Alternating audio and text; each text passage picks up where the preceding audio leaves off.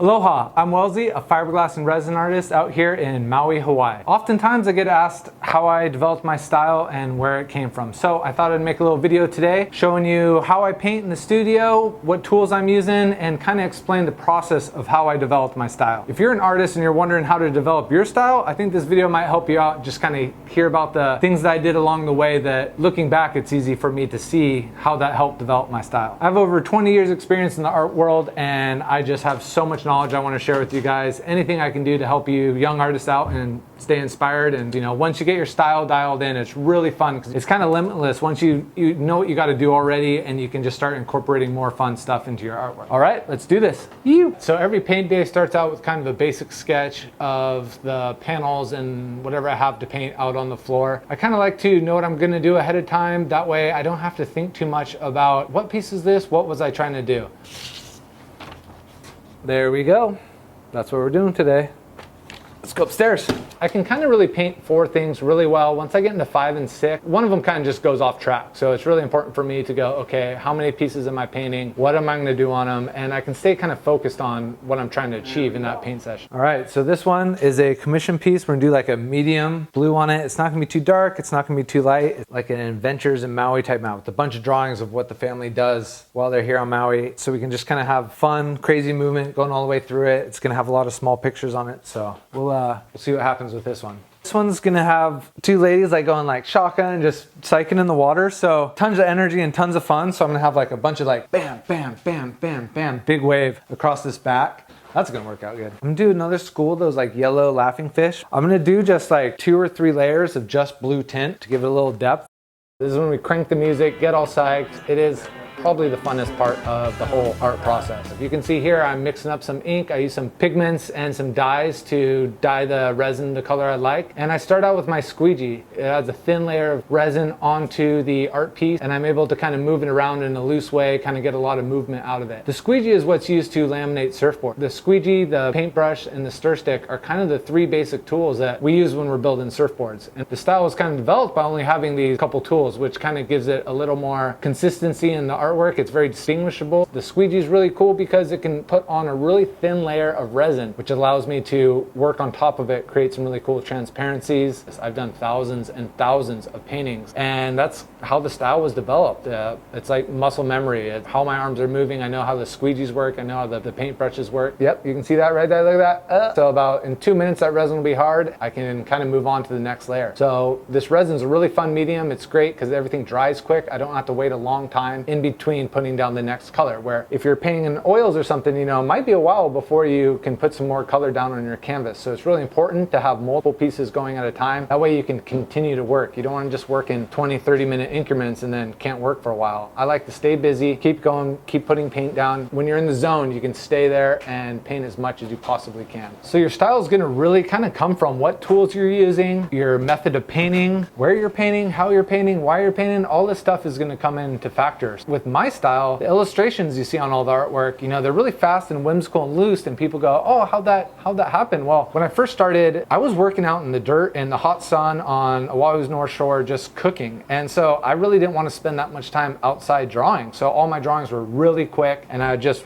give it a go, and that was it. 10 years later, I have a comfortable studio with air conditioning, so it's a little easier for me to spend some more time on the illustrations, but they'll always kind of have that whimsical style because that's the basis of my style was formed. My colors tend to be bright, happy, and fun colors. That part of my style was really developed from working in the surfboard factory. And as we started getting more women buying our surfboards and picking out the colors they wanted bright, happy, fun colors. And soon my whole studio started changing. It started getting all these bright colors, and all the bright colors started being on my artwork, and I just started kind of becoming happier with that. Really helped me develop my style and my color palette that I like to do. I like to make fun, happy artwork. Colors are a part of your style, something to consider when you're doing it. When you develop your style, it becomes easier to express what you're trying to do. It becomes a little more fun. I can go and kind of paint anything and it's going to come out in a Welzie style. So it's a lot of fun. It's kind of liberating to have your style developed. I remember as a young artist trying so many different ways of doing stuff, and none of it was super natural to me. It wasn't like it was like, this is perfect, this is me, you know, until I kind of developed the style that I have today. The abstract backgrounds, you know, in art school I was really into abstract expressionism. Still am, I love it. And then I really love the graphic imagery that I do with the Posca paint pens, you know. My dad was a graphic designer, so I come from a graphic design, you know, background, so to speak. I grew up in his studio checking it all out. So I love that sharp pop imagery that's, you know, really distinct and iconic. It's kind of the yin and yang to my artwork. I kind of get to do both sides of what I do, and when they came together, it just clicked. It does take time. My style didn't really come to where it is today until my late 20s. I'd already been doing it 10 years. A bunch of mediums, bunch of different ways. I just hadn't really figured myself out yet. So be patient and just make a ton of artwork. That's the number one thing you can do, is how to be painting all day, every day. You know, maybe not focus so much on a finished product, but producing a lot of volume and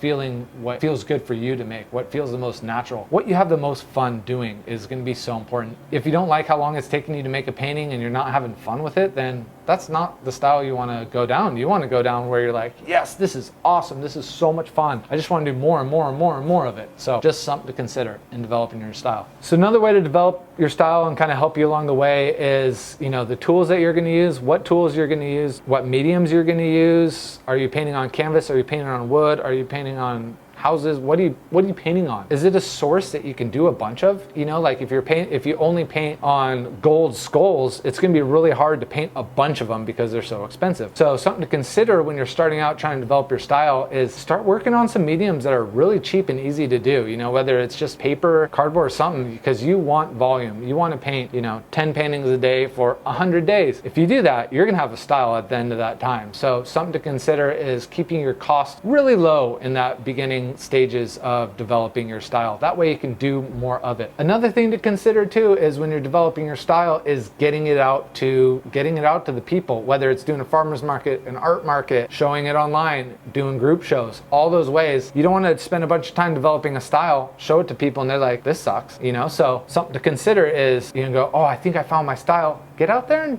show people. It doesn't matter if it sells or not. You just need some feedback. You know, your friends can be good feedback, but it's not always the most authentic and real as having someone just walk up to you that's never met you before, that will never see you again, and give you their opinion about your art. You know, it's really fun too with young kids when they check out your artwork because they have zero filter. They're going to come up to your artwork and go, this is cool, or this is lame. I don't like this, and they'll tell it right to your face. So can be humiliating, but at the same time, you're going to learn a lot from it. I had a young kid tell me at one of the first art festivals I did, the Honolulu Night Market, and he's like, oh, I like how the eyes are filled in on this fish. The kid was like 8 years old, right? Before then, I wasn't really filling in the whites of the eyes on the fish. I wasn't filling in any color other than black lines. But this kid liked it and thought, oh, maybe I'll do that again. And I started adding whites to all the eyes of my creatures, the octopuses, the fish, you know, you name it. Sure enough, people started buying it a little more. And it's, you know, those little moments where your audience is going to help tune you in to what you're trying to achieve. Another part in developing your style is experimenting. Generally about 1 panel out of 4 panels might be an experiment. That's 25%. I wouldn't go higher than 25%,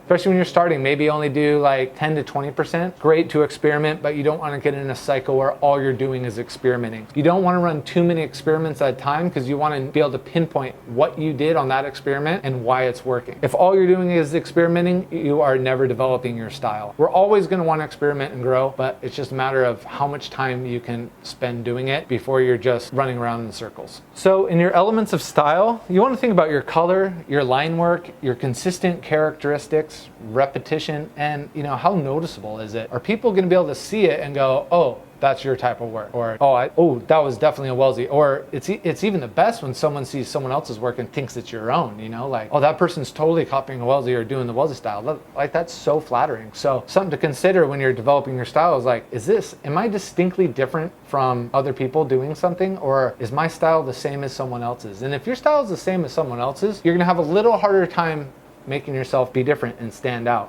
you know, so that's something to consider. If you're using the same mediums as everyone else, you're gonna kind of probably tend towards looking like everyone else. So something to consider is mixing up your colors a little different, maybe switching up the style of brushes you use or the subject matter and what you're painting. But the best way to do it is just to paint a ton of stuff until you do it, and you can't do it any other way but that. Like, I can't go draw a realistic person right now. Like, I haven't done it in years, and it's no longer my style to do that. So you just want to be working on your style until you can't do any other style but that. So the second main tool that I use in my work is the 2-inch chip brush. And this tool was used when I was making surfboards and I had to paint the underside of the lap on the bottom of the board. With the 2-inch chip brush, you kind of have two line weights. You have the width of the side and the narrow width. So I'm able to change up my line weight just a little bit. The asterisks that you can see, that's from working on surfboard. You know, paint the board, do it, and then I wanted to get the paint out of my brush, and I'd go up to the wall in the shop and I'd just do a big asterisk to just get the paint off the brush. What happened, those asterisks kind of just started developing into my style, where I started putting those on the boards and it became a distinct characteristic. Same with the waves, that up and down motion, a lot of arm movement. It was just from walking by walls and going wham, wham, wham, wham, wham, and putting that paint out of the brush onto the walls. Then it was like, well, I might as well put this movement on the board. I can do it with the brush. And that's really how the asterisks and the waves came to be. The little choofies, those two little dashes, are a way I'm able to add a little bit more color into my piece and to change up the line weight just a little bit. So you want to think about scale. I want to have some stuff that's really big and some stuff that's really small, just to satisfy the elements of design. The stir stick is how we mix up the catalyst and paint and the resin, and it's just one of the few tools that I use to paint, but it gets a really sharp line weight, which is lighter than I can do with a squeegee and the 2-inch brush. So, and once again, it kind of plays into that line weight and the elements of design. It also adds a looseness to it, and when the piece is sanded out, those drip marks from the stir stick kind of sand through with stuff, and it creates a woven factor in the color where it's really hard to tell what I painted first and what I painted last, which I like. I like being able to go up to a piece of artwork and going, how did they make that? What colors went where? I need to understand this. And so I like to have that in my work. Something to consider when you're making your own. All right, so we're all done upstairs, and Jacob's gonna take over from here and hot coat them, paint them all out, or hot coat them and then sand them all out so I can start drawing on them with illustrations. Thank you so much for watching. Make sure you like, subscribe, do all that fun stuff. And if you have any questions regarding art, videos you want to see me make, I'm so stoked to hear comments and make some more videos like this. I have a lot of fun doing it. All right, aloha. You.